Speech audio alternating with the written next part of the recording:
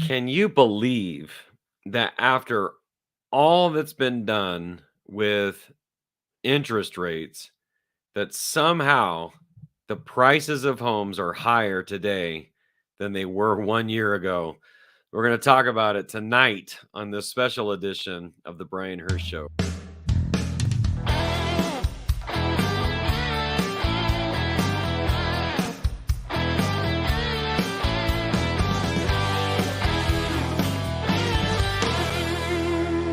Well, good evening, everybody, wherever you may be.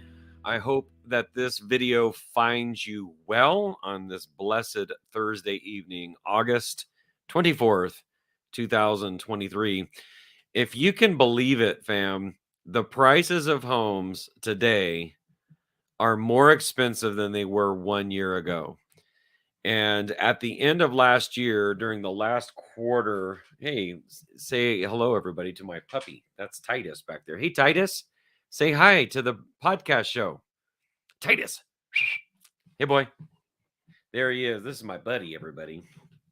In the third quarter of last year, my business personally took slowed down in the third quarter, the fourth quarter, and the first quarter of this year. And year over year, my business is down about 30%. And if you had told me a year ago, it was in the third quarter that the interest rate started spiking, that somehow the prices, because the whole idea behind making money more expensive is to curtail inflation. We made money so dirt cheap for so long that there was tons of money, and money supply was rampant, and people were using that money to buy everything, including homes. And so the feds, they kept raising the rates, and then the banking system would react and the bond market would react. And now, whereas in the first quarter of 2022 you could get a garden variety FHA loan for about 3.5 or 4%. Today it's 6.5 to 7%, and the impact on people's payments is dramatic, to the tune of about $1,000 more per month. So if a year ago your mortgage was going to be, say, $2,500 per month for a median sale price home in our area, today you can expect it to be $3,500, an incredible impact of $12,000 per year in payment. And the bummer thing about that is that all 12,000 of it's going toward interest, right? So it would be nice if you're going to pay an extra $1,000 a month in payment, that it would be going to reduce your principal balance, but it's not. And here we are a year. If you'd have told me a year ago that the homes a year later would be more expensive, I'd have told you were crazy. Now, I just was working with a couple of clients that I've worked with who are now thinking about purchasing a home, said, and listen to me, all of you people that have been the real estate market experts, all the aunts and the uncles and the in-laws and the neighbors and the friends, all you people out there that offer all your opinions on the real estate market without knowing a schmidgen, a scintilla of what you're talking about. You told your friends a year ago. You told your friends 2 years ago. You told your friends 5 years ago. You told your friends 8 years ago. Oh, the market's going to crash. The market's going to crash. It always has. It always will. And I'm working with people who listen to that advice, who are now a year later saying, we have to buy a house. We cannot live where we're living now anymore, and we have to buy something. And it's costing them more this year, not only in their price, but in their interest rates. Listen, family, what we have to know is that what causes the market to go up and down is not what Uncle Cletus says. Isn't that right, Titus? What causes the markets to go up and down are the laws of supply and demand. What the Fed has been trying to do is to make money more expensive and curtail demand, cool demand. But all of that has caused an even further constriction of supply, because the people that purchased their homes even just 3 years ago, I mean, my wife and I, we purchased our home in the spring of 2020. We're blessed to have a 2.1% interest rate. The last thing I want to do right now is to sell my house. And so, because the money has become so expensive, what it's caused is people to say, hey, man, we're good. We're not going to sell our house. And the only people selling their homes are the people that have to sell their homes. People that are moving out of state, or there's been a death in the family, or divorce, or disease. When I was going through an investment seminar, they taught us about the 4Ds: death, divorce, disease, or disaster. These are the things that trigger people to sell their homes.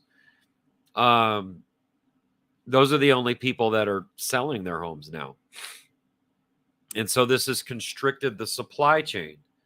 And that constriction of the supply chain has resulted in the prices going up incredibly. I want you to look at it. Here it is. This week's market update, August 24th, 2023. This is for Victorville, Apple Valley, Hesperia, Adelanto, Phelan, Oak Hills, and Hellendale. So 7 municipalities where most of our real estate is done here. My friend Mike Arias over at Chicago Title, he includes Barstow, Lucerne Valley, Pinion Hills, Wrightwood, some of the outlying areas where the absorption rate is a lot lower. So I don't include those areas because I don't think it accurately reflects what our market is doing, but that's neither here nor there. In the last 30 days sold in those 7 municipalities, we've sold 379 homes. The median sale price of those 379 homes was $430,000. So this is where we get the year over year, that homes today are more expensive than they were a year ago. Because if you take a look at the same period of time from July 24th to August 24th of 2022, the market moved quite a number of homes more, 71 homes more this year than last. But the median sale price, we sold 450 homes, and the median sale price of those homes was $420,000. Today we're at $430,000. So we sold almost 16% fewer homes, but the homes are 2.3% more expensive. In escrow, we've got 552. This kind of leads us to forecast what maybe, things are going to look like 30 days from now. The median sale price of the homes that are in escrow is $425,000. But here's where the rubber meets the road, okay? Active listings, 714 homes. So for you to get your head wrapped around this, fam, my friend Mike Arias from Chicago Title, he put a video out today. He's been a guest on the show. Brilliant mind. More in touch with the pulse of the real estate market than most people, if not the most, or than anyone else. He gave an interesting statistic. In the Victor Valley, there's 113,000 single-family residents. A healthy market, we'd like to see 1.5% of those listed for sale. What is that number? 1,700 homes. So a normal market where the shelves are full of product, okay? You go to the store, the shelves are full of product. There's a nice selection of homes. 1,700 homes, or about 4 months of supply, given our current rate that we're selling homes. Today, we have 2 months of supply. So that, again, get the picture in your head. You're going to the store, you want to, buy some stuff. You look around and half the stuff's gone. Everything's picked through. You only got half the inventory that the store normally has. Well, what this leads to is the stores being able to charge whatever price they want, and the sellers are still able to command a high price for the homes, even though the interest rate, check it out, from Pride Stromset, Vintage Lending, today, this is for, again, an FHA 30-year fixed, 660 mid FICO score, 6.75 to 3.875%, darn near 7% interest for a home loan. It's incredible. But here's the thing. I want you to understand two things. Number one, the prices of homes, so long as people are working. Now that's the big one. So even with the economy and the condition that it's in, the one thing that has continued to be strong over the last several years is the job market, where there's not a lot of unemployment and people are working. And if people are working, they're going to need a house to live in. And so long as people are working, the prices of homes are not going to come down, or at least not by much. The only thing, there's only one thing that would cause the prices of homes to drop precipitously, and that would be a flood of inventory. If you go back to 2007, 8, 9, 10, what drove the price of homes down was this flood of foreclosures that came to market, driven by horrible lending procedures. And when you have not only a flood of inventory, but a flood of distressed inventory, so a lot of back in those days, man, my job was to drive around and look at these houses and determine if anybody's living in them. And you guys, the condition of the homes was incredible. I mean, the stains in the carpet, stuff pulled up, holes in the walls. It was unbelievable. Okay, so not only do you have a flood of inventory, but you have a flood of distressed inventory that comes to the market. And then at the same time, you have a constriction of demand because of the number of people who were losing their home to foreclosure and could no longer afford or could qualify to buy a house. So you have low demand, high supply, the houses in bad shape, and a number of the players in the market at that time were investors. So the investors are swooping in homes. I have a client we just offered on a house. She said the home they're living in, they've been renting it for 13 years, and that the people who bought it for $79,000 13 years ago, 2010. $79,000. And those days are not coming back. So I'll let you know, Uncle Cletus believes those days are coming back, but they're not, because that wasn't a real number. It wasn't a real number against what people were earning in those days, what they could potentially qualify for in those days. It was driven by everything being on sale. I mean, think of, again, our store analogy. You go to your local Target or Walmart, and they have way too much stock in paper towel. I mean, they got paper towel up the wazoo. What do? They put it on an end cap and they put it up for sale. 50% off. Buy two, get one free. Buy three, get two free. I mean, they do anything to move that product, to slash the prices so people will buy it.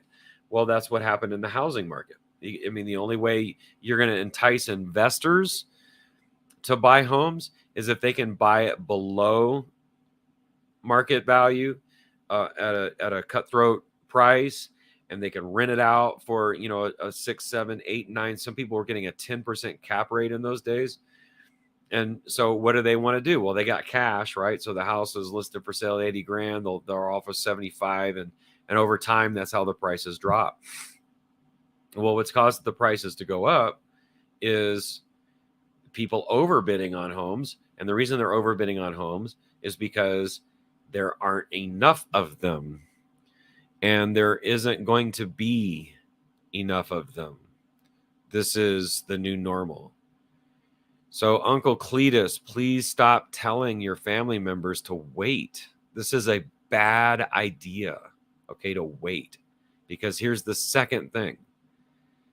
If you're waiting for the rates to soften, and eventually they will, and if you can go back and look up the interview we did on down payment assistance with Craig Lawrence, and he feels like that 5.5% to 6% is where the rates are going to land eventually, which would be nice. I wish they were at 5.5% today, but eventually they're going to come down in the next, say 12 to 24 months. Legend has it that the Fed's going to meet again in November and finally start reducing the rates.